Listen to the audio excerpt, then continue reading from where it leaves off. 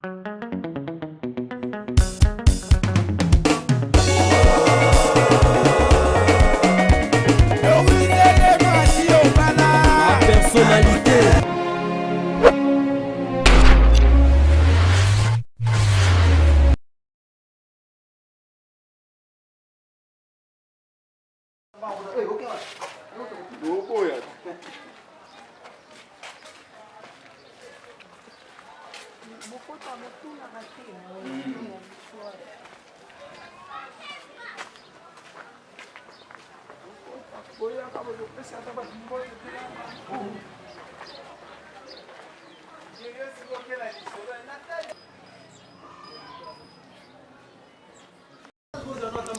Mbote na bino nyonso bandeko balandia la personnalité TV na yebike boza ebele liboso ya ba poste télévision na bino kotala toujours ndenge to salaka na masolo ya mapango vraiment na yebike boza ebele boza la toujours ebele boza la découverte ya biloko otoye donc lelo toza na kati ya Nchil quartier 8 donc toza na kati ya quartier 8 na suro beaucoup sepela vraiment environnement yango ndenge bozomona bandako yango yo bomoni bino moko donc na sima na ngai ezali na makadama awa soko zwi okoya directement na mutuka ti na kati ya lopango donc mutuka eza na facilité ya kokota na kati ya lopango eza na facilité ya koparke ya kobomba pe mituka mibale po toza esika moko vraiment bokosepela kolanda toujours avec votre humble servante Vinicia femme africaine bomoni wana ezaki environnement na biso donc mbala moko tozobanda esika obomoni papa telemi donc toza libanda to bandi directement esika papa telemi des esike bandi donc bolanda ka ndenge azotambola bolanda ndenge azotambola boko remarquer donc esika oyo otelema ezali esika oyo esukeli donc wana ezesika esukeli wana ezali banda tozokota na kati po topesa ba détail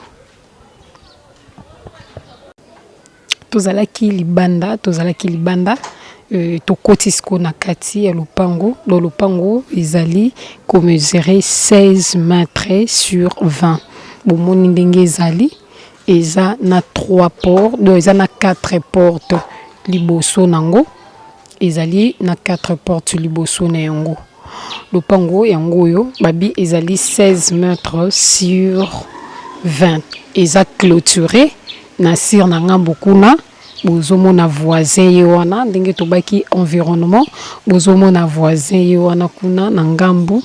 donc na liboso pe boye bozomona ba voisin ndenge bazali ba voisin bango wana penza ba voisin batongi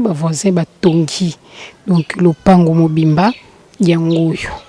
donc wana eza environnement eza ba voisin ndenge batongi biso toza sikoyo na kati awa lopango ezali clôturé eza na bandako obomoni ya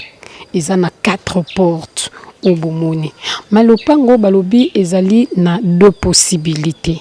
babe ezokende mobimba 16 mètres sur 20 ma baza na facilité ya kokabola yango pe en 2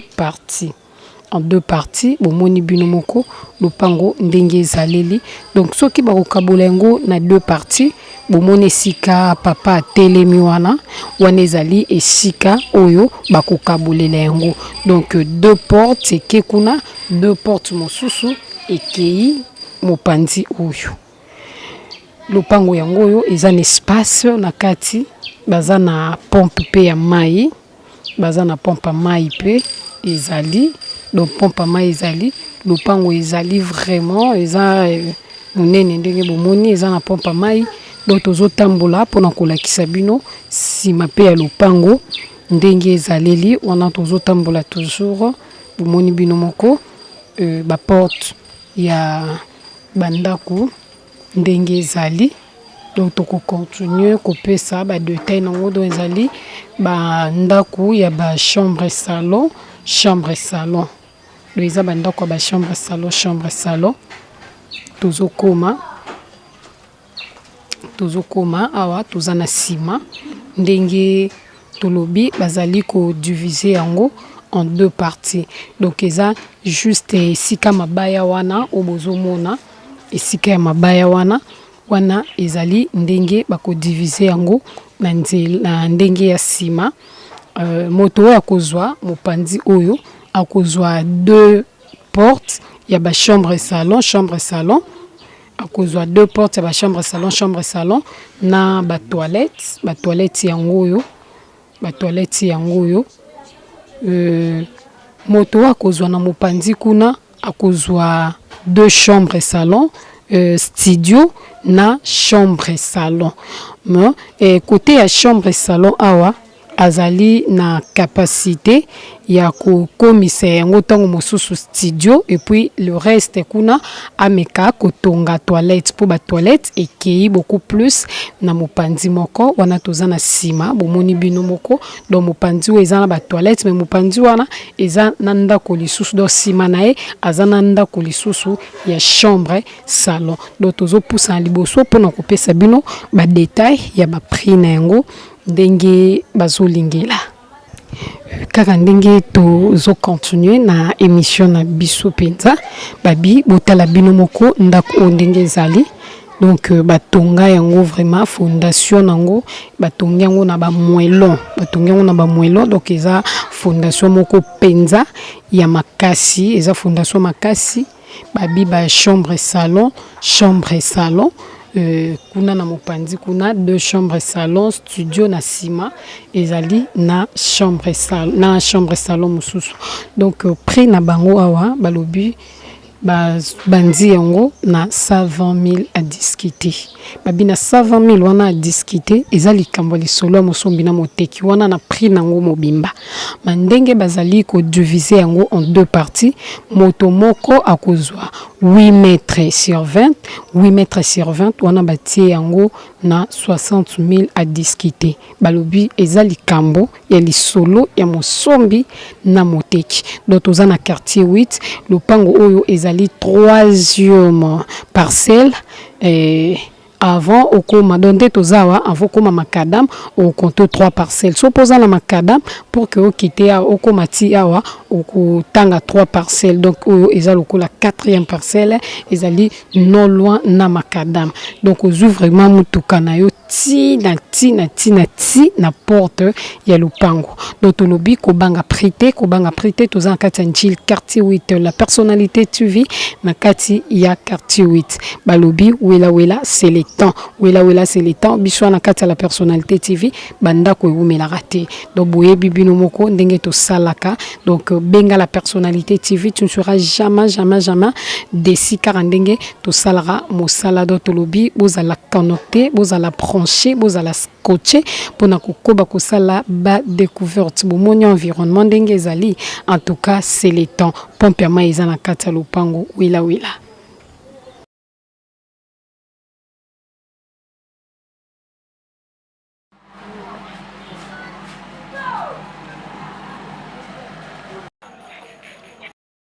Tozo continuer mosala oyo ezali deuxième parcelle maboko remarqué eza terrain vide mais bike eza na ebele oboza na besoin ya terrain vide pour yo moko au construire. Donc to bandi directement na kati soto sisi na kati na sir to bima libanda pour to laksabino toza toujours na kati ya quartier 8. Donc toza toujours na kati ya quartier 8 bomoni lopango ndenge ezali eza penza terrain vide ezali 7 mètres sur 23. Ils a 7 mètres sur 23. Ils a clôtureux. Ezali na portail. Donc yé mosale ezakara na kati ya kotonga. Donc mosale ezakaka ya kotonga. Mais na kotala yango yo ndenge ezaleli. Ba voisin bazali courant ezali non loin. Donc poto courant eza non loin vraiment. Au benzi courant. Benzi mai donc mai ezali courant ezali otie na kati ya lopango mai kuto eza na kati ya lopango mai eza na kati ya lopango eza kaka que tango yo kolinga obanda ko construire ofongoli mai après obandi misala. Donc eza terrain obomoni ezo mesurer 7 mètres sur 23 eza terrain moko eza mulai na largeur na yango bomoni bino moko to plutôt longueur eza penza et mulai donc awa masolo eza que ndenge tolobaka eza likambo ya lisolo babi 35 000 obeti masolo ma balobi eza lisolo ya kita makasi penza te wana bayebisinga ka bongo ma babi eza 35 000 obeti masolo eza terrain vide bomoni eza vraiment terrain vide ezali clôturé les 4 coins donc eza clôturé na kati kaka yoko tonga soki okobongisa ba obongisa osala soki ndenge nini otsa soki peinture donc ezo dépendre kaka na yo moko lopango yango babi 35 000 obeti masolo babi 35 000 obeti masolo donc pompa ma eza na kati eza lopango bato bafanda kate yango bomoni ezali na ba matiti donc eza lopango bato bazalaka te na kati eza terrain vide eza mampa na ngare donc eza ka terrain vide balobi 35 000